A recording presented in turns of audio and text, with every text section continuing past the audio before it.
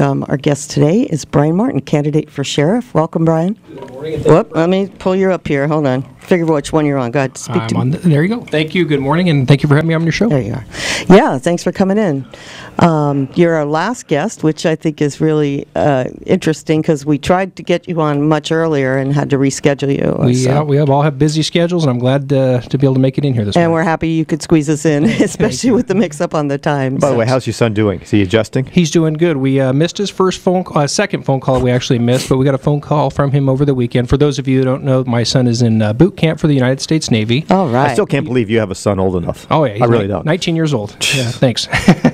He's about his fourth week, I think, now. Very positive and upbeat on the phone. I was expecting him to be singing the blues and I want to go home. No, good. Like so he's toughing it out. He's toughing it out. He's having a really good time. Excellent. And I think he's going to be lucky to be in the military, and the military is lucky to have him. That's cool. That's awesome. How's the grub, though, during boot camp? He said it was great. Oh, good really? for him. Well, he's in the Navy. Okay, that's so it's true. a little They bit. treat Yeah, people- there you go. My uncle is a retired commander in San Diego, and so he's spent his whole life there, basically. Yeah, well, he said the food is awesome. So, Oh, that's great. That's great. that's good. All right. So, would you start us off, first of all, with giving us some background about you and why you want to be sheriff of Lake County? Sure. I grew up in Lake County. My parents moved here when I was 10 years old from Southern California. They wanted to get away from the Southern California lifestyle, and this is anybody that's been to Lake County or lives in Lake County knows what a great place this is. It's a wonderful place to raise your family. There's kids will always say no matter where they are, there's nothing to do here, but there is plenty to do here. Every weekend it seems like we have some kind of festival to go to, and there's all kinds of activities in Lake County, whether outdoor activities or mingling with friends, and so this is where I grew up. I left and went to college for a couple of years. I wanted to pursue a career in law enforcement, so I joined the Army as a military police soldier, enlisted for 5 years. I got out of the Army and went to the police academy in Modesto, was hired as a police officer in Pismo Beach, California, where I worked for a little over 8 years. And then my oldest son, the one that's now in the Navy, was 10 years old at the time, and my wife and I decided that we wanted to move away from the Southern California lifestyle. Not too bad in San Luis Obispo County where we were, but quite expensive. Oh, that's beautiful there. Oh, it's gorgeous. Yeah, gorgeous. And so I applied for a job as a deputy sheriff up here in Lake County and got hired. And I worked here from 2005 till 2008. I took a brief stint with the Department of Justice as a special agent. I did that for 6 months, and it took me away from home quite a bit, and I applied for my job back at the Sheriff's Department and was fortunate enough to get hired back as a sergeant, and I got promoted to lieutenant about 2 months before the current sheriff took office, and I left the Sheriff's Department about 8 months after that. I got my private investigator's license, opened my own business, went from very dismal earnings to being able to support my family for a year, and then got hired in the position that I'm in now as the Assistant Chief of Probation. I have a Bachelor of Science degree in Public Administration with a concentration in Criminal Justice, around 2,000 hours of formal law enforcement training, ranging everywhere from traffic accident investigation all the way up to homicide investigations, search warrants, management and supervision courses, and whatnot. And on a personal note, as we said, my son is in Navy boot camp. He's gone in to be a linguist, which I understand has a very high attrition rate. They have I think about 78% of the people that go for that end up not making it for whatever reason. My understanding is a lot of the times it's not because they're not smart enough. Some people don't have the right range of hearing to understand dialects that may exist in other languages. So he's gone for that. Fortunate for us, he'll probably go to school in Monterey, so we'll be able to visit him here in a few weeks. That's great. Yeah. Oh, lucky. Yeah. So we're real excited about that, real proud of him, and looking forward to his career in the military. Yeah, I know this show's about you, not your son, but if you're well, yeah, I know he's part of me. That's cool. Yeah. But if he's studying that and he does well at that can actually lead into some more, I'll be very polite, interesting job opportunities within the military and its affiliated agencies. Very. My understanding. Was that politely put? That was politely put. Okay. Tactful. I could say the alphabets, but Yeah, all the three-letter agencies. Yeah. And there's also a lot of opportunities. I told him he'd originally signed up to be an air rescue swimmer, one of those guys that jumps out of helicopters. And I thought, man, that's pretty cool, but there's not a big job market for Not that even- when you get no, out. I mean, no. you can't run around rescuing people out of the water because it doesn't happen too often. Right. So he changed career paths and chose this. And I guess not only in the government sector having those skills with learning different languages, but in the private sector, things open up for him. And for a young man from Lake County to be able to do that, either get a job at, who knows, maybe Washington, D.C., or for some international firm where Right. he's conducting business or translating for corporations. I mean, that's a tremendous opportunity for a kid from Yeah, Lake it is. County. It is. Yeah, It yeah. is. And we have 2 other children. I don't want to ignore them, but we have an 11-year-old plenty of daughter. time, Or I'm so. sorry, a 13-year-old daughter and an 11-year-old son. The 13-year-old's graduating from or getting promoted from 8th grade to high school, and her ceremony is tomorrow night. And both of them are involved in community theater. I was going to say they're both actors, Yeah, right? yeah. They've seen them in the Peter Pan thing. Yeah, it's they're- awesome. They got another one. And I'm your gonna- wife too. She did that too. I'm going to give my kids in their play, the Lake County Theater Company, a plug here. She's going to be in a production of Beauty is a Beast. Both of them are. Oh, and they sweet. I don't have the dates available for me, but they're going to be playing at the Moose Lodge in Clear Lake Oaks, and again at the Senior Center here in Lakeport. Awesome. Moose this Lodge, month. huh? Yeah. That's interesting. That's very Well, good. they got a stage there. Yeah, they That's got a right, stage. That's true. Yeah. That'll be cool. It's billed as a comedy for the whole family, so That's cool. That's yeah, nice. That'll be fun. All right. Okay. Are we back online, Andy? I'm checking. Okay. Okay. So we're having some internet issues. What So else is okay. new? All right. typical. Yeah. That's right. We had no electricity this morning either. So Yeah. just Okay. that day. So anyway, since we only have 1 week left. Less than a week. Yes. Okay, be that way. Right. 6 days. Yesterday was a week. Yeah. Or 5 months, depending on how you look at it. Okay. Well, that's not. We won't go down that road yet. Yeah. I want to take a different approach. I mean, let's face it. You. Everyone knows you in the community. Yeah. I guarantee 99% of our listeners know all about But you. before we get to Go that, ahead. he still hasn't told us why you want to be sheriff. That's right. Why because my career has been in law enforcement. I tell you, my entire adult career I've been in law enforcement, and I consider myself a law enforcement professional. And I think it's time for me at this point in my career to start giving back. The law enforcement career has been very good for me. It's given me lots of opportunities to serve my community. It's provided me lots of training and a lot of experience. And I'm at that point in my career where it's time to assume that, I guess you call it, the ultimate leadership role in an organization in the county. And I have the skills, the knowledge, the training, and the education to get that job done properly. I want to see our law enforcement be a positive reflection here in the county. I want to see them work cooperatively with each other instead of bickering and arguing, because we're all on the same team. Everybody in the community, we may disagree about things here and there, but at the end of the day, our community members, our law enforcement officers, everybody in this community wants this to be a safe place, want to be proud of where we live and of the people who represent us in that capacity, and I want to be that person. Okay, that's a good reason. Good enough. Good enough. I'm glad right. you approve. Jeez.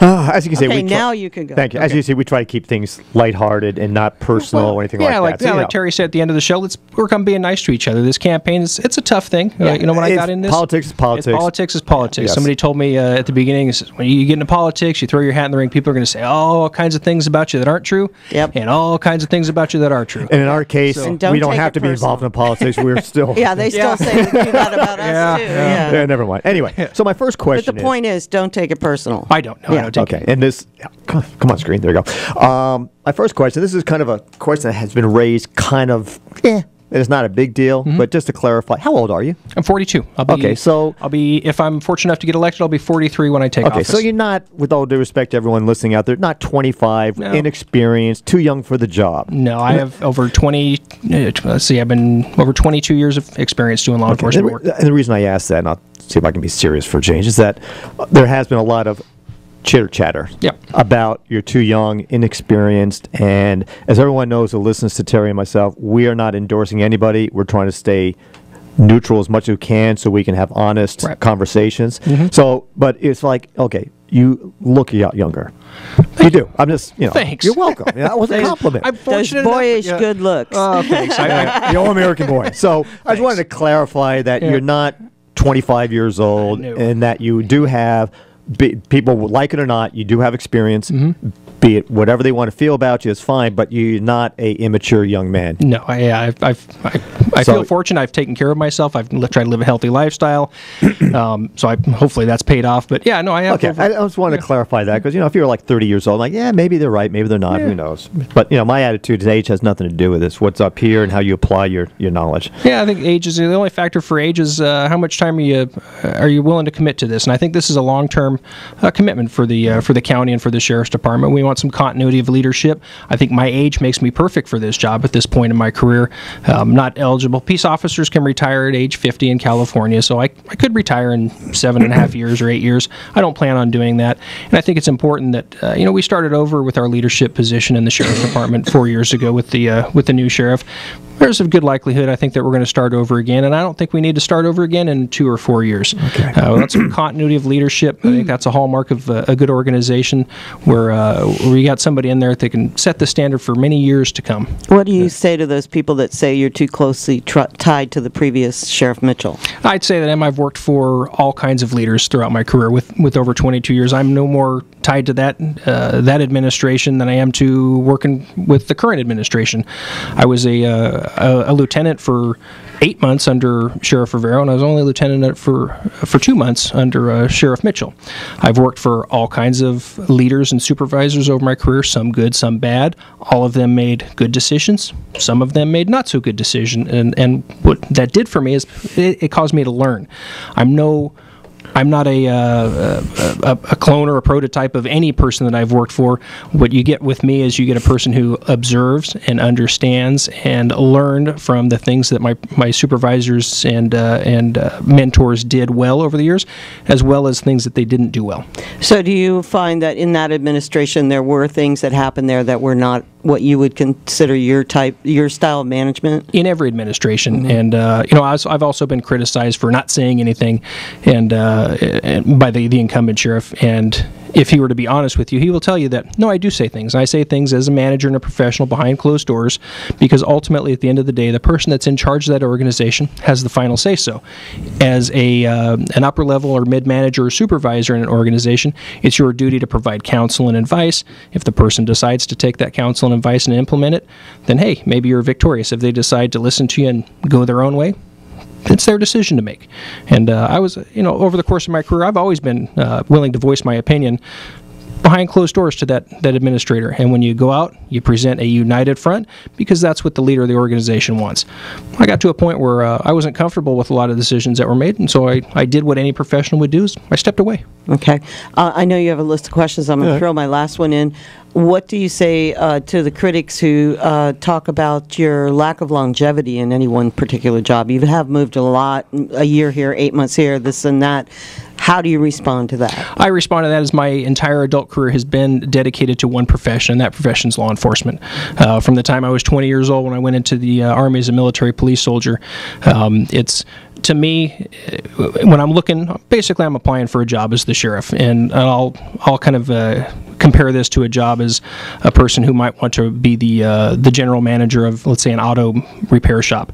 The person that may be the best at working on brakes or fixing brakes and has done that for 30 years or so may not be the best person to run that organization. The person that's worked on brakes and that works on transmissions and maybe worked at other auto shops in different areas and can bring those ideas from outside and has that type of experience where you've gone out and seen how things work well in other places and how things don't work well in other places, and can be objective about that when working in an organization and say, hey, this isn't working for us. There's a better way to do this. That's what I say to them. That just brings a different type of experience. Okay, fair enough. My turn? Over to you. Thank you. All right. Okay. I was reviewing your website last night. Thank you, I want to take a little bit of different approach to the same old stuff you've been responding to. Oh, yeah. Okay. All right. So, you made some statements on your website. Okay. So I want some answers. All right. Fair? Fair enough. Okay. One of the things you said, you're discussing training, and I'm going to kind of ad-lib here. I will establish a comprehensive training plan which ensures that our deputies are trained in accordance with state requirements. Training will also ensure that our deputies receive current and relevant training that will allow them to address the issues that are of concern to Lake County residents. Right off your website. Right off my website. Okay, so my question is, are you indicating or stating that the officers currently are not up to state standards in their training requirements, and what training is available at the state level where they can address specific issues for Lake County? I don't. All right. The first question is, I don't know because I haven't been there for a couple years. What I can tell you is that when I promoted a sergeant and they made me the training manager, we had not been up to state standards for a good 6 or 7 years. The state training requirements are that every peace officer in this state has to go through what's called continuing professional training and perishable skills training. Some of the perishable skills training that are required every 2 years are emergency or vehicle operations, basically a safe driving course, arrest and control, which is basically going hands-on to arrest somebody to make sure we minimize the risk of injuring people or officers. And let's see, firearms training, tactical communication, so we understand how to speak with people. And we didn't have that type of training program. I implemented a program where we sent our own instructors to basically train the trainer courses, and we got our courses post-certified at the Sheriff's Department. So we don't have to send our people out of county anymore. And I don't know whether or not they are. I know they weren't when I got there. I know that I implemented programs that hopefully they're still using. I think they are from what I hear. But what I want to do is take it a step further. And again, this goes back to what Terry was talking about, my experience at other agencies when I worked at Pismo Beach. In addition to those minimum training courses, we also ensured that every officer that was hired within the first 2 years took a couple basic classes to make them qualified and competent on the street. They took traffic collision investigation, they took crime scene investigation, and they took a DUI enforcement class. Now, the Sheriff's Department employees don't do traffic accident investigations. We do DUI investigations, but I want a training program. I want to establish a training program where we not only meet those minimums that are required by the state, but we provide our deputy sheriffs with the skills and the ability they need to have to professionally do their job. The crime scene investigation, I'm going to take that as an example, is very important. We live in a huge county here. We have some horrendous crimes that occur, and we have a fine team of evidence technicians that's available, but they cannot go to every crime scene that our deputies are called to. They need to have the ability to understand how to collect fingerprints, how to photograph a crime scene, how to properly handle evidence that might be fragile, how to collect it so it's usable in court, document the chain of custody.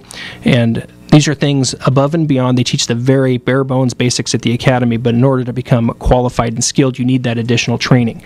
So my training program, since we're able to do some of those state required trainings here in-house, we need to take some of those funds that are available from Post and make sure that every deputy on the street has those basic skills and they're able to serve properly. So is that what you're referring to about Lake County needs? We do, yeah, absolutely. Okay. And it's probably fair to say that every peace officer needs that type of training, and I know that sometimes in our rural area the funding is not available. It presents its own unique set of challenges because we have to send people away sometimes for classes, but that's going to be the cost of doing business, and we're able to defray some of those costs because of the programs that I put in place in providing the training here. Okay.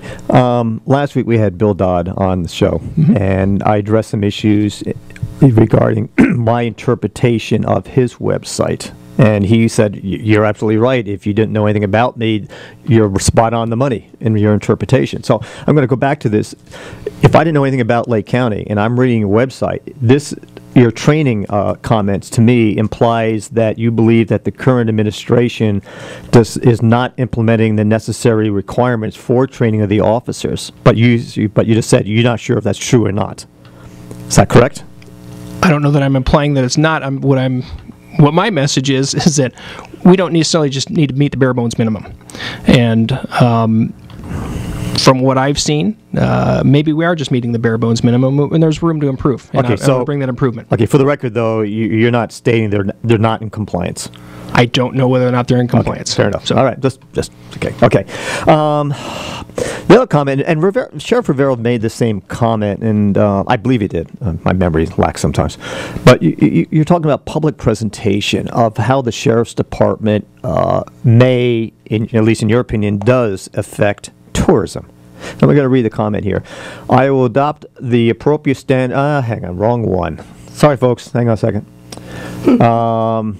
Anyway, you're stating basically that the image that the Sheriff's Department is currently projecting is having an impact on tourism in Lake County.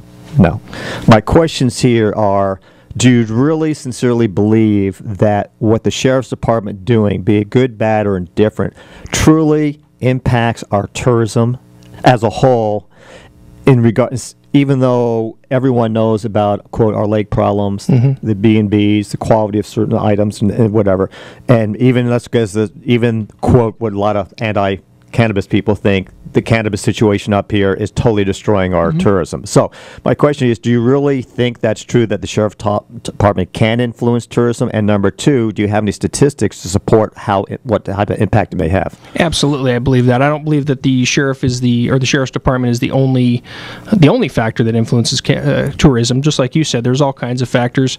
I looked out on the lake this last weekend on Memorial Day weekend, and I remember as a kid growing up here and working on the lake that it was almost like a parking lot out there with the amount of cars, and nowadays we just don't have that. And there's lake issues that certainly the sheriff's department can't impact, but as far as what impact it does have, I firmly believe that we do have a strong impact. The current sheriff, it appears that he has a policy of having a press release a day. That's the information that I get from people that work there, is that every day he wants some kind of press release. What that does is, when you Google Lake County, and with the internet now, we didn't have the internet way back when I was a kid. You're not that old. Well, we didn't have the internet. I remember when I was in the Army, the internet started becoming prolific. But when you Google Lake County and you read all about these crimes, and there's this guy that's busted for growing marijuana, there's this other guy that was busted for having methamphetamine, and every day the sheriff is contributing to that and not contributing to the positive image of Lake County. I do believe that has some sort of impact. That is not to say that we shouldn't publicize that, but to me the emphasis has been just on putting all this information about how much crime there is in Lake County. And it puts a bad image. It does. Yeah, to me it does. And I think the sheriff, as an elected official, has a responsibility to report those things, but you also have a responsibility to present the positive side of Lake County, let people know what... But don't you think that's the media's job, not the sheriff's job? Well, our media is also the ones that are actually printing those releases. Right. And if the media also had other stories of positive news that went in at the same time, and if the sheriff's department, and if the sheriff's department presented those positive stories, I'm sure they would. But I don't think that's our responsibility. I think it's our community's responsibility. Our media is responsible to go out there in the community. There's lots of wonderful things that happen here, and people should be reporting on those. And we're not seeing that very much. Yeah, but let me interject something. As far as internet is concerned. Obviously, not just me, but anyone can get the Nixle report. So you got to do is subscribe. So, but we get them from Napa. We get them from Sonoma. You can get them from all over the country. Exactly. Yeah. So my point here is, and I realize this is election, and I realize we all do our own thing to do what we have to do, but I don't believe there's any more or less crime in Lake County than there is in Napa and Sonoma, just based on the pure Nixle reports and my communication with friends and people and associates in Napa and Sonoma itself. So I don't agree that Lake County is known for crime, because crime is everywhere, as you well know. So I just don't see the Nixle reports, be it on Facebook or whatever, really, quote, influencing tourism, because you can go right through Sonoma and Napa wine country, and there are drive-bys, there are drug busts all going down, there's robberies. Matter of fact, Healdsburg last 2 weeks ago had bank robberies, 2 of them. So crime is everywhere. It's not as good. I mean, I'm not happy to say that. So I don't necessarily believe that Lake County is known for crime. That's pot, maybe, but not crime. Okay. Well, I don't know. I've been outside the county recently, and I had a couple of encounters with people who had heard of Lake County, and one was a TSA agent, and he said, "Oh, Lake County. I used to go there to visit my grandma." That's the kind of thing I'm hearing from people outside of Lake County mostly. We were in Sonoma the other day in a winery, and people are like, "Oh, Lake County, the Lake County wines." When I was in LA this weekend with all these people from all over the world, all they could say is, "Oh, I drink Lake County wines all the time," So I think our image is changing quite a bit. Agree. And I think that we need to encourage that, and I like what you're saying about not focusing on every single crime. And yes, the sheriff's department should focus on like if I don't know if they do a police athletic league or whatever else, other things are going on, we definitely need that. There's no question about it. They do. There's a sheriff's activity league that goes on. My daughter and there's like a junior sheriff's program too. Junior Giants baseball's run through the sheriff's activity league, Uh-huh. and hopefully maybe after this radio broadcast that's those types of things will be getting more play. But I think that that's the sheriff has as much responsibility to report on the good things that go on with the sheriff's department and the community that the sheriff's involved with as they do to report on the crimes that we deal with. And to a certain extent, I'll agree with that, but I still go back to the media. I think it has to be their responsibility ultimately of what gets published. Serious thing. They're the ones responsible to me. Okay, quickly, what's your position on Measure L? Which has nothing to do with being a sheriff. Absolutely nothing to do with the sheriff. I think I'm going to vote for it because it's a step. We just talked about this, about how important the lake is here. If we can come up with a program, the lake isn't going to fix itself. It's not going to fix itself for free. That money is going to have to come from somewhere. So if Measure L is going to be the option that we have to fix our lake, then I'm supporting it. It's, do you? This is straight on the money here. Mm-hmm. Do you sincerely? And I mean this, sincerely believe that the current Board of Supervisors, who are going to hand select the oversight committee, will be fair and reasonable and prudent in their decision process on how to use these funds and not just spend the money just because they're collecting it. Because in the sunset, it has a sunset clause. Mm-hmm. Yet there's no language within the measure that stipulates what happens to those excess funds when a sunset clause comes into play. Well, when that sunset clause comes into play, there will very likely be a completely different Board of Supervisors if we're talking 10 years down the road. I understand that. But although Lake County, that may not happen. Yeah. So maybe not. So we're going to at least have one new one. Okay, so you have... Yeah, you're right. Yeah. Okay, so you have complete trust in the current board to implement the plans and spend the money the way it needs to be spent and not just spend the money because it's sitting there. I'll call it faith that they will do what's in the best interest of the constituents that they represent. And you really believe that? I believe that. Yeah, I believe that. If that's the way politics work. If they don't do what their constituents expect, then they'll be looking for a job somewhere down the road. Right. You have more faith than I do. Yeah. All right. You do. I know. People know how I feel. Yeah. You have a lot more faith than I do. We get a little cynical. Me? Cynical? Oh, me too. Oh. I say we. Okay. Yeah. I just have no faith, especially with the measures written in regard to the oversight committee. Mm-hmm. It is a farce. Absolutely. Anyway, that's beside the point. Okay. I hate to bring this up, but I'm going to. RIMS. Mm-hmm. Okay. I am not an expert by any means, nor do I ever profess to be. So, when you were in the sheriff's department, you had some responsibility, I believe, with RIMS? Yes. Okay. And when stuff hit the fan and something would happen, which... You basically, what I hear say is that you basically said, yes, RIMS had some violations. You agreed to that. And now, after the fact, you're kind of saying, it's not really true. Yeah. So no. I actually read the reports. I think I'm more qualified to talk about this. I've done a lot of research into RIMS just to get to the bottom of really what was going on back before they even had the dispute between Lakeport and the sheriff's office. I was already looking into it. And what my interpretation of it is, and I've read the investigative report, and I have to say that the gentleman who did the investigation, I also investigated them to a certain extent, and they are legitimate investigators. Mm-hmm. They have been doing a lot of investigations over the years, and they are considered credible sources. Their investigation showed that the DA's office had been accessing RIMS on a regular basis through the dispatchers, the sheriff's dispatchers, who also worked as DDAs or investigators for the DAs. So that was how the breach came about originally.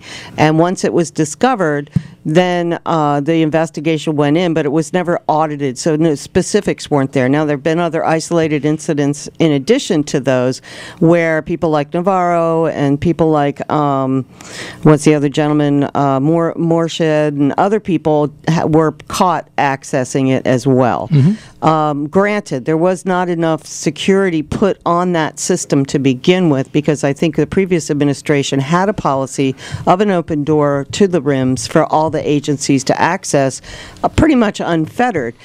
Although the program is set up to have levels of security, but those levels just were never set. So when the sheriff came in, he realized that there was a lot of access to files. A couple of people had been caught, really illegally accessing them. Not illegally, no. Well, excuse me, but my research shows that it is considered a misdemeanor when someone without authority accesses those files. And with this situation with Navarro, with Purdock, and with Morshed, all those three incidences were considered not authorized accesses. So had they been taken to court or charged with a crime, it would have been a misdemeanor up to a felony, depending on the level of access that they had, according to my research. So when this was discovered and Frank locked everything down, that's when basically it hit the fan, and everybody got, all this whole thing. To me, this is what brought to the antagonism between the DA and the sheriff, because he denied them access like they had it, and wasn't willing to give access to anybody else, which personally, as a citizen, I appreciate that. I feel like he was watching our back, and that there were illegal accesses that were proven, and maybe the DA's office wasn't guilty of doing anything specific, but the fact that they were in there changing records and doing things that should have been done by the LCSO, not by the DA's office, to me is inappropriate and is not the way I want to see my records being handled. Okay. We will disagree on a lot of this, and here's the reason they were. But in everybody that accessed that had the authority to access it at the time. And when they made those changes, what he doesn't point out is a lot of those changes were made by DA investigators. The information is shared by law enforcement agencies. It's shared by two law enforcement agencies that don't directly have access to it, and it's designed to keep the most current and up-to-date information. If you were the victim of a crime and the person who committed that crime against you had moved 2 or 3 times or was driving a particular car, and that was known by the DA investigators, that would likely be something that they would update in that RIM system to keep that information up to date. What he doesn't point out is that that's exactly what was happening during probably the vast majority of those entries. Unfortunately, until an audit is done, I won't feel comfortable hearing that, because there were individuals that did access it improperly. for the improper reasons. Absolutely. And those people no longer work there. You were asked in the investigation, and in the investigation you stated that there could have been some improper accesses. And there could have been, and that's what they looked into. Right. And if there were improper or unlawful accesses, then somebody would have been prosecuted or arrested, and that hasn't happened. That should show you that didn't happen. I don't necessarily agree with that, because if there's no real deep investigation, who's going to arrest who? Well, then, and it's all been swept under the carpet, let's face it. You think Frank swept it under the carpet, or no? I deep just investigation? think you need a DA to do prosecution. Well, the DA prosecutes, but he's not interested in following through. It's law enforcement's job to investigate. So, if something got swept under the rug, I would ask the current sheriff why it got swept under the rug and why he didn't do a proper investigation. Well, I know that the Board of Supervisors requested an audit, which has not occurred yet, and with the cooperation of the DA's office, which also did not occur. I'm sure so to me, it's been stonewalled, and this is something that may soon come to light and may not. We may or may not ever know the truth. It might. Like I say, it's the sheriff's, it's law enforcement's job to investigate that. And if he did an investigation and he didn't find anything that was prosecutable, then that's probably where we're at.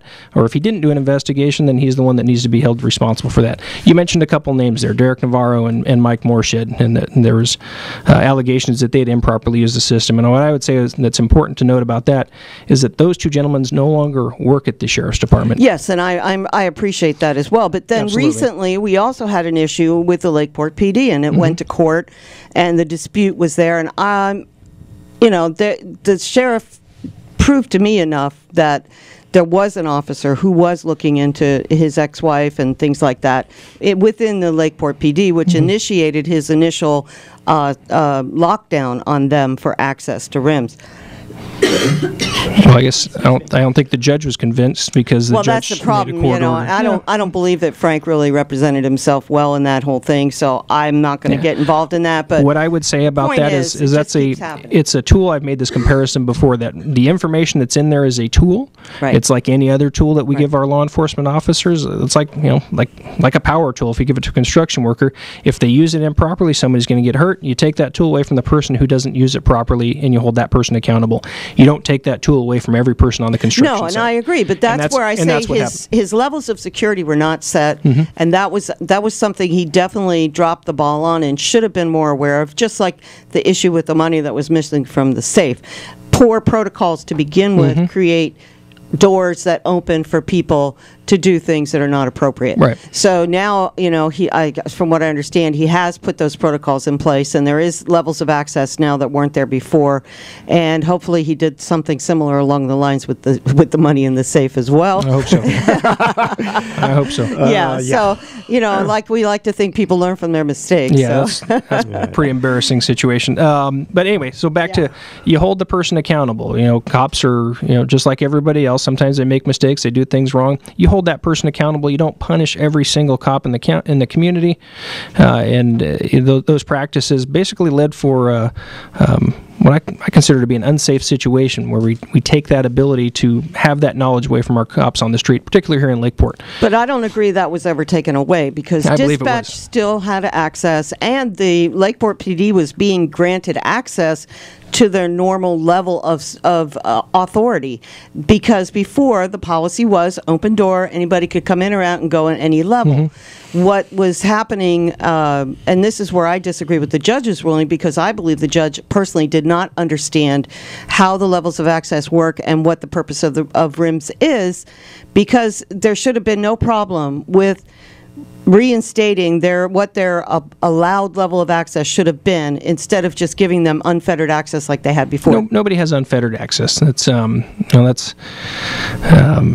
nobody's allowed to go in there willy-nilly, and that doesn't happen. Or if it does happen, we hold those people accountable. That's the question of who's holding anybody accountable. Well, I don't know who is, but I know that the names that you mentioned were that are no longer employed there became unemployed during the previous administration. So what I would say to the current sheriff is, if you got something on somebody, you handle that person. Don't punish everybody. Don't punish everyone for the misdeeds of a few.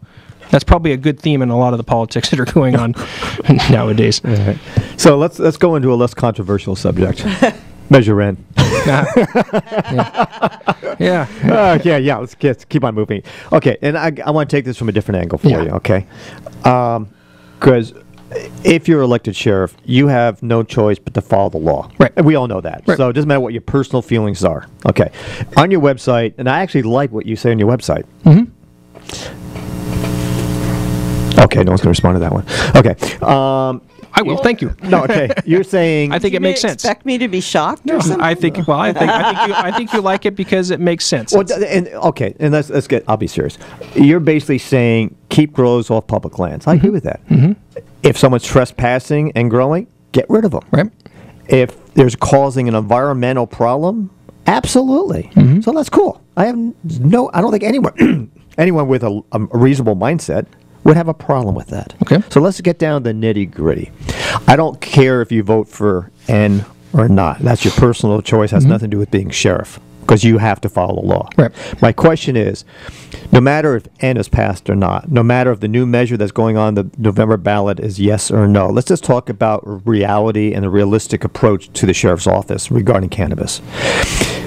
If we have an ordinance that basically says banning completely, i.e. that N is passed, how do you believe that you have, number one, the resources, and number two, the time to actually enforce the ordinance about people growing 2, 3, 4 plants at their personal home, as long as there's no complaints by their neighbors? Nope. That's why I came up with those guidelines. I do have to follow the law, but my job as the sheriff is to implement policies and practices that are achievable. And those 5 things that I said I'm going to focus on, no matter what ordinance passes or doesn't pass. I tell people to give me an estimate of how many marijuana crops are growing in Lake County. What's your estimate? Oh, I have no clue. Oh, I'd have to say it has to be in the thousands. I mean, let's say even people just backyard growing their own one or two plants. Yeah, one or two plants. So when you consider those, so if Measure N passes, are we going to go out after those one or two plants when there's, let's use 5,000. Well, yeah, no, that's not going to happen. It's also the law that you drive. Yeah, if it's also the law that you got to drive 25 miles an hour down Main Street or 30 miles an hour. So am I going to go after people that are driving 31 miles per hour? No, absolutely not. That's not what we expect our elected officials to do, and that's why I came up with that plan, because I knew that the marijuana issue is important to so many people in Lake County. Whether you're for it, against it, don't really care. People have to have a right to access their medicine. It's still important, and the job of the sheriff is to allocate those resources responsibly, come up with a smart way to handle it, and I think that's probably why you like my plan, is because that is a smart way to handle it. And it looks great on paper. And so hopefully it'll look good in practice. Okay, so my question here is, and I'm going to... I'm not privy to all the information, obviously. I am not an expert in this field by any means. But just lately, it appears that code enforcement is going beyond the call of duty in enforcement. And I know for a fact, and this I do know, that when a certain, I'll call them raids for a better choice of words, occurred in Lower Lake Middletown area, that a representative of code enforcement, a representative of the drug task force, and whoever else happened to be there, basically said to the people who were involved, said, you have too many plants. No, I think it was 36. Well, that's too many. You're only allowed 6. No, I'm allowed 36. And the other officer said, oh, no, you're allowed 24. No, it's only 6. No, maybe it's 12. And code enforcement, who should know the ordinance, I mean, even I know what the ordinance is, so I assume code enforcement does. They said, oh, no, just get rid of them all anyway. Just chop them all down. How would you react if you were called by code enforcement and you went out to a site that had, within the guidelines of the current ordinance, whatever that may be in the future, and code enforcement says, dude, you got too many plants. No, I count 36 or 12. What would you instruct your officers to how to handle that situation? You follow the law. It's simple in that. Even though code enforcement says I'm chopping them all down. If code enforcement, if code enforcement doesn't know what the law, you point out what the law is. Why are you chopping them all down? You bring them into compliance. I think what a lot of this has to do is we're waiting and handling this on a case by case basis. And to me, government, we're in the business in the sheriff's department of enforcing law, but government overall has an obligation to let's educate people. Let's get some consistency. Whichever these ordinances comes into place, I think it's the government's responsibility or the county's responsibility to come up with an education program where you get the same answer if you go to the clerk of the board of supervisors. You get the same answer if you go to the sheriff's office. You get the same answer if you go to code enforcement, and it's clear and laid out. If there's a flyer that's available, it says, hey, if you live on this size parcel of property, you can have this many, and basically an instruction sheet if it's to be allowed or if it's to not be allowed, that same information is put out. So there's no question. If somebody wants to make themselves informed, they have the opportunity to do that. And you won't run into these situations where you got people from different agencies who have different understandings or ideas of what should be the law. Okay. So if you're asking me whether I'm going to condone my deputies allowing somebody to violate the law, then the answer is no. Do you support? That's real simple. Do you support the seizure of property on small bus that might be out of compliance? No, the asset forfeiture laws are in place for specific reasons. It's not simply growing marijuana doesn't subject you to asset forfeiture. There has to be additional elements that are taken into consideration. If you're growing it and you're profiteering and all your profits are from the sale of drugs, and we'll take your profit. I got to interrupt you on that. We got 3 minutes. I got one phone call. Okay, so go let's ahead. try to squeeze him in. Okay. Hello, you're on the air. Hi, it's me, Mahi Rabi. I love your show. Sorry. And when you're talking about a crime being committed, that's being committed from the code enforcement office, and they're just throwing out the window the important sanctions of the 14th Amendment about privacy and due process and equal protection if they allow everything to go straight into forfeiture like that. Right. That's I think what Brian also was saying, that it's just not appropriate for these type of small good crimes. day. Thank Bravo. you. Thank you. Bye. Okay. One more. Oh. Hello, you're on the air. I'd like to return to the tourism issue. I have relatives who are they're involved with boats and shipping and whatnot, who will not go on Clear Lake. The issue for me is whether we will be returning to a system where if there is an incident where someone gets hurt and someone from the sheriff's department is involved, are we going to prosecute the victim and their family and their friends instead of the law enforcement officer? Let me let him respond because we got a couple of minutes. I got one more call, and we'll take your call answer off the air. There's no way that can be answered in the amount of time that's remaining. What I will tell you is that if do your research, and I haven't covered for anybody. I'm not the person to ask around the deputies. I'm not the person to cover up for a cop who does wrong. If you do wrong, you get held accountable. You get treated the same as anybody else. What I will tell you about that situation, it was a tragedy. I think the mark of law enforcement professionals is that every day we deal with tragic events, whether it's a missing cat or somebody unexpectedly loses a loved one, and we are measured by how we respond to that. And I think in the sheriff's department didn't respond appropriately in that situation.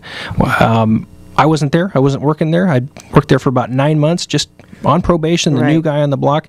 And I can tell you, I didn't think it was handled properly. Okay. And, I'm not going to allow that to happen. Fair enough. Hello, you're on the air. Yes. This is Hippie Joe from Upper Lake. Hey, Joe. Hey, Joe. Anyway, I just, Brian, I just want to tell you that, that I'm really, really grateful that you're running for sheriff. I think the way you handle yourself, the answers that you give, it truly comes straight from your heart. And, I'm glad that a family-oriented man is running for sheriff. I wish you the best of luck. And, I like the way you respect the community. It sounds like you really respect the community. You want the best for our community. And I'm really grateful to have known you, and I'm grateful that you're going to become our new sheriff. Thank you, Joe. Thanks, Joe. Thanks, We've got to appreciate take another call, though. Thank you so much. We love you. See you later, Joe. Bye. Let me get this last call squeezed in here. Hello? Anybody there? Yeah. Hi. Yeah. Hey, Brian, I was wondering, supposing you get elected sheriff and there's something that happens and someone on your staff or a number of people on your staff are being suspected of possibly having done something 30 seconds, improper or illegal, would you leave it up to the staff to decide whether or not they would cooperate with a county-sponsored investigation like Don Anderson did regarding his staff's use of the RIM system? I'm going to you're referring take to you off the air, and you can listen to the answer. I think he's referring to the investigators that Frank hired, Joe Soldis and the other guy. And what Phil's missing on that is that's not just something that Donnie did. Frank gave that direction too. I spoke with those investigators, and they had the instructions that people could either talk to him or not talk to him. And absolutely, I wouldn't allow that. If we're going to use taxpayer dollars to conduct an investigation, you're darn right the employees are going to cooperate with it. Thank you. I listened to those guys come in and interview people, and they gave people the option of providing a statement or not at the sheriff's department. I don't know. I'm assuming the same thing happened at the DA's office, but no, absolutely not. That's not the way you conduct an investigation. When you're an employer, you have the authority to compel your employees to cooperate. Okay. So you do that. Well, we're over time, but thank you so much for coming in and sitting down. If there's a runoff, we'll try and get you back on our show. Please do, yeah, absolutely. I'd love to come back next time, okay? The time flies quickly on the way radio. too fast. Yeah, it goes quick. Told you we'd have fun. That's the thing. Hey, and Pete and Terry, thank you again for the opportunity. Oh, thank you, Brian. It was thank you. wonderful to get to know you. Thanks. Have a great day. You too. Okay, thanks.